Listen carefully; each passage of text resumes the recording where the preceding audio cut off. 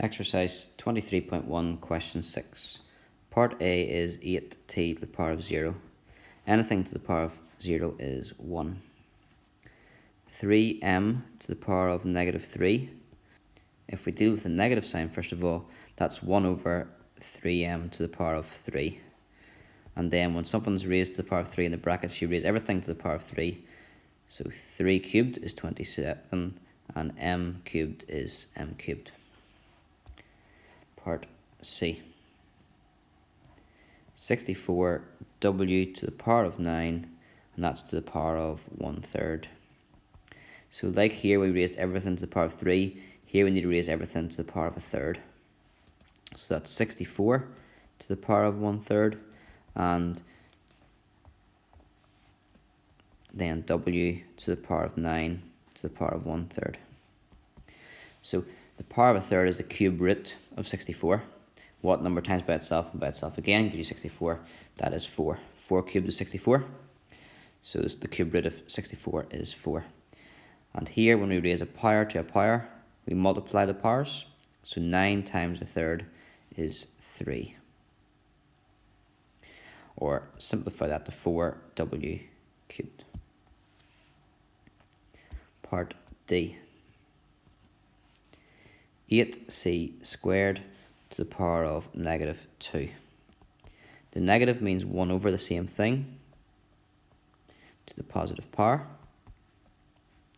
So I always deal with that negative sign first of all. And then the squared means you multiply everything in the bracket by itself, or you square it. So 8 squared is 64. And c squared squared, you're raising a power to another power where you multiply the powers together. So c to the power of 4. E, we have 25y squared to the power of half. So it's everything to the power of a half, which is, and the half is the square root. So it's 25 to the power of a half, or the square root of 25, and it's y squared to the power of a half, which is the square root. And that gives you 5, because it's the square root of 25, and the square root of y squared is y.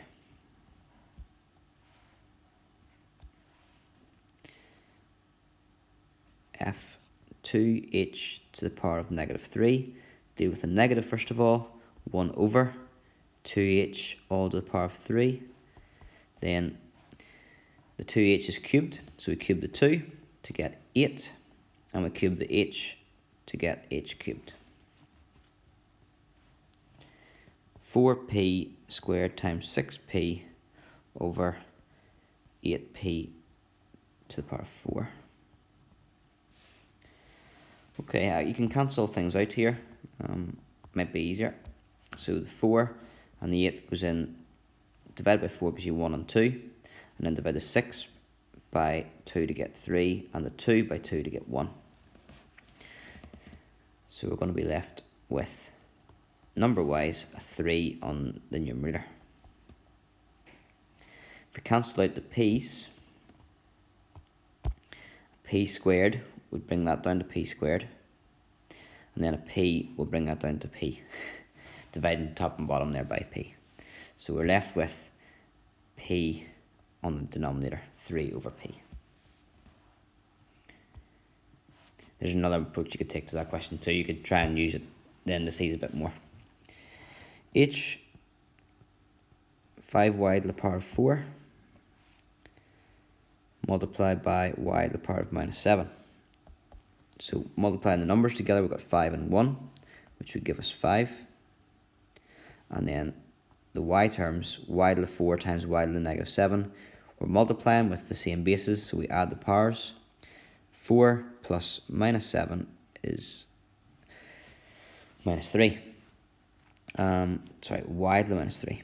That could be your answer, or you could leave that negative sign is the same as y cubed, 1 over.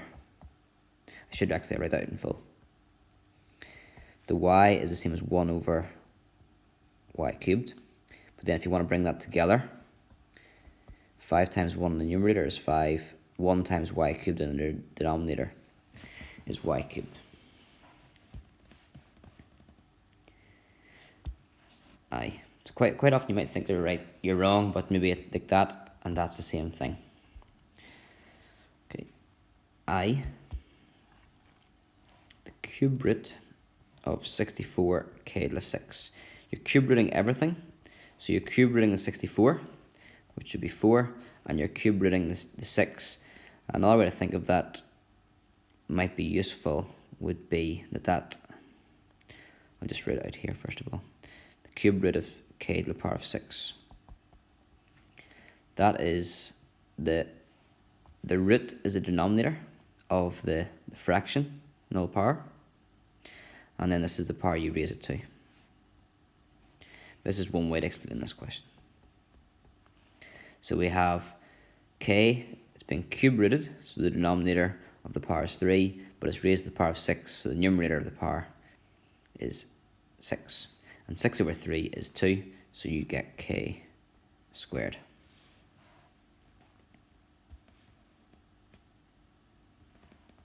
J. 8x to the power of 3 over 2. It says divided by. I'm going to write the divide like that. It might make it easier to see. And we're dividing it by 2x to the power of a half. We can cancel down the 8 and 2. Divided by 2 gives you 4 and 1. And we can divide the powers here. We're subtracting them.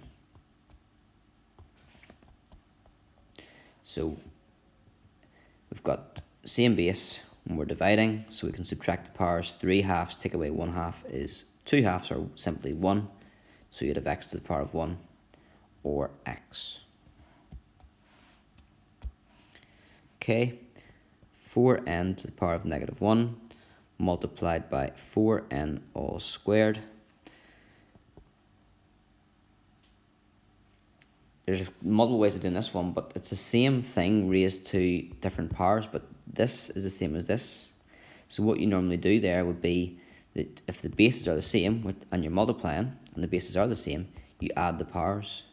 So that's the same as 4n to the power of minus 1 plus 2 is 1. So you simply get 4n. There's other ways to do that, but they're probably more tricky.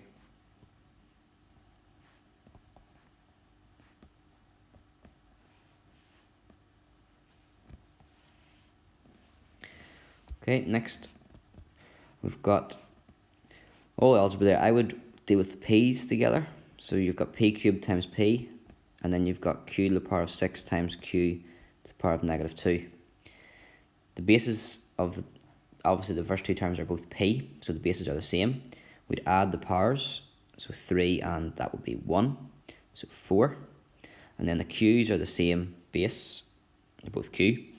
So you're multiplying. So you add the powers. 6 plus minus 2 is 4. You don't need the multiplied sign in there. They are multiplied. M. We have t cubed u divided by, I'm writing over again. I think it's an easier way to see it. And if we simplify, we can divide both by t to get 1 and t squared. We can divide by u to get 1 and u to the power of 4. So you're left with t squared on the numerator and u to the 4 on the denominator. N.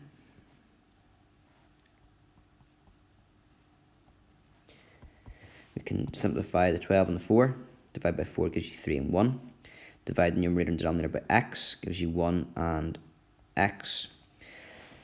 And here it's a wee bit awkward because that's a negative power, so I'll deal with that one separately out the side. We've got y to the minus 2 and we're dividing it by y to the power of 1. So the bases are the same and we're dividing, so we subtract the powers, which gives you y to the minus 3. But remember, y to the minus 3 is the same as 1 over y cubed. So actually, when you cancel out there, you're getting 1 over y cubed as your answer. So the denominator will be 3. No x's, the y's have gone, it would be a 1 now. And the denominator, there's 1 there, there's an x. And the y's have cancelled down to y cubed on the denominator. So 3 over x y cubed. O. Last one, 9 b to the 4 c squared. It's the square root of everything, so it's the square root of 9, it's the square root of b to the power of 4, and it's the square root of c squared. Sometimes the square root's the best way to have things, like the square root of 9 is 3, that's great. Maybe it's not the best way to have this, maybe it's easier to see it as a index, in which case it's a half, and same for this one. So when you raise a power to a power, you multiply. 4 times a half is 2, so b squared. What that means there is the square root of b to the power of 4 is b squared, because b squared times b squared would give you b to the power of 4. So different ways you could think of that. And obviously I've written this one here out maybe in a long fashion. But if you square root a squared number, you get c. But you can see from the line above, I've got c squared to the power of a half. When you're raising a power to a power, you multiply them. 2 times a half is 1, so c to the power of 1.